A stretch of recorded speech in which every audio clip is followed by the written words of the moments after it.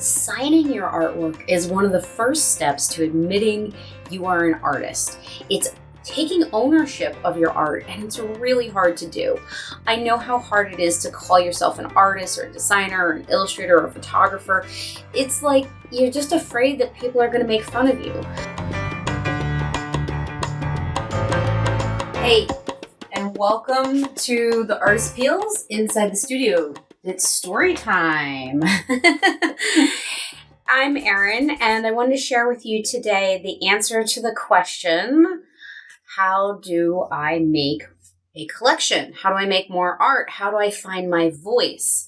And believe it or not, the answer to that question, how do I find my artistic voice, is found in a kid's book. This book.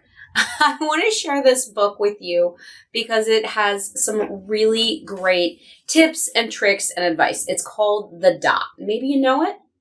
Leave me a comment below if you've read this book and you like it, or if you haven't. All right, I'm going to read it to you one time straight through, and then we're going to break it down and talk about how this actually applies to finding your artistic voice. You see, I was actually talking to a student the other day on DM. We were going back and forth. She bought the Artist Appeals book, and I was giving her some advice. She was talking about how she felt she needed to make her artwork stand out more. And that is one of the hardest things to do, finding your voice. I mean, I don't know if you found your artistic voice, if you found your style, but I know that even myself, I create work, I'm a published licensed artist, and yet I still feel like I don't always know what my artistic voice is. It's really strange. It's because I guess I'm always creating work for new trends and new styles. I feel like it yanks you in different directions. So let's read this book, and then let's talk about how it actually applies to finding your artistic voice. So this is The Dot by Peter Reynolds. Peter, good book. Art class was over, but Vashti sat glued to her chair. Her paper was empty. Ever felt like that? Blank paper syndrome? Writer's block? Artists get it too. Vashti's teacher leaned over the blank paper. Ah, a polar bear in a snowstorm, she said. Very funny, said Vashti. I just can't draw. Her teacher smiled. Just make a mark and see where it takes you. Vashti grabbed a marker, gave the paper a good jab, and said, there. Her teacher picked up the paper and studied it carefully. She pushed the paper toward Vashti and quietly said, now sign it. Vashti thought for a moment. Well, maybe I can't draw, but I can sign my name. The next week, Vashti walked into art class. She was surprised to see that hanging above her teacher's desk was the little dot. She had drawn her dot, all framed in swirly gold. I can make a better dot than that, she said. She opened her never-before-used set of watercolors and set to work. Vashti painted and painted. A yellow dot, a green dot, a red dot, a blue dot.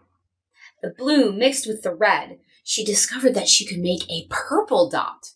Vashti kept experimenting. Lots of little dots in many colors.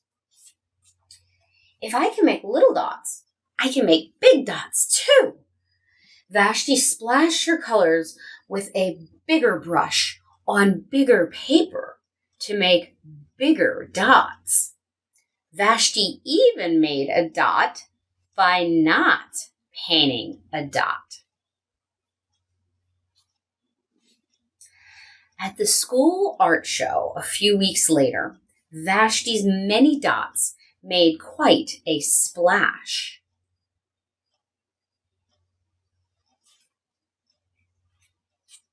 Vashti noticed the little boy gazing up at her. "You're a really great artist. I wish I could draw," he said. "I bet you can," said Vashti. "Me? No, not me. I can't draw a straight line with a ruler." Vashti smiled. She handed the boy a blank sheet of paper. "Show me." The boy's pencil shook as he drew the line. Vashti stared at the boy's squiggle, and then she said, "Please sign it."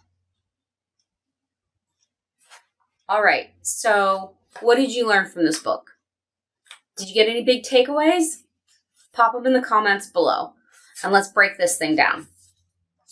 So how does this relate to finding your voice? Well, there's a lot of really good lessons in this simple children's book. So first of all, blank page happens to all of us. Writer's block, artist block, it's a real thing. And sometimes getting over it, tip number 1 is just to make a mark. Any old mark will do. In fact, a lot of painters will paint their entire canvas with like sepia or gray to just neutralize that white paper staring you in the face, thumbing its nose at you going, "Nanny, nanny, boo, boo, you can't draw." You just get in there and just start splashing stuff around. So that's the first tip. She says she can't draw. She's having artist block, and she just makes a mark. Minimalism at its finest, right? One little tiny dot. I love this part with the teacher asking her to sign it. Signing your artwork is one of the first steps to admitting you are an artist. It's taking ownership of your art, and it's really hard to do. I know how hard it is to call yourself an artist or a designer or an illustrator or a photographer. It's like you're just afraid that people are going to make fun of you. I mean, I didn't sign my work forever until one of my friends in college was like, "Why don't you sign your work? You made it. That's ridiculous. Just sign it." So I love that story of the teacher telling her to sign her work. Take ownership of it. Be proud of it. It's going to evolve. It's going to change. And that's the next tip coming up. So she says, "I can sign my name." So she does it, right? She makes a mark. She starts with one little mark. She signs it. Minimalism at its finest. And she goes from there. Have you heard of minimalism? Minimalism is a really interesting art movement. I love it. I've tried it myself.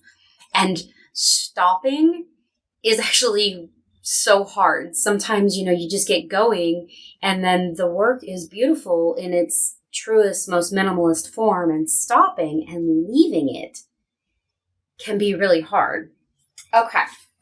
So she gets some empowerment here, and she says, I can make a better dot than that. I love that her teacher framed it. Don't we all wish we had an encouraging person in our lives who encouraged us in our dream and in our art? I had a friend that did that for me in college. Went from a physics major to a art major. Whoops. But, if you don't, I would love to be that for you. You can join us in the Facebook group where you can get kind, positive feedback and encouragement. We have a private Facebook group, safe, secure place, The Artist Appeals, where I invite you to come and share your work. All right, so let's see here. We got a couple of really good tips to start with. And now for the biggie. The biggie is the variation. So she makes that one dot, right? And then she says, "I can do better than that." And she makes a red one, a yellow one, a green one, a blue one. She starts changing the colors. Then she starts making and mixing those colors, right? So making variations. So that's one of the first elements of design that you can vary in anything. Make a mark on your artwork and then start changing the color of that mark. Then she starts making lots of little ones, right? So lots and lots and lots of little dots. That's another way to change it up and start making a collection and making more art. So make a mark, change the colors, make lots of those marks.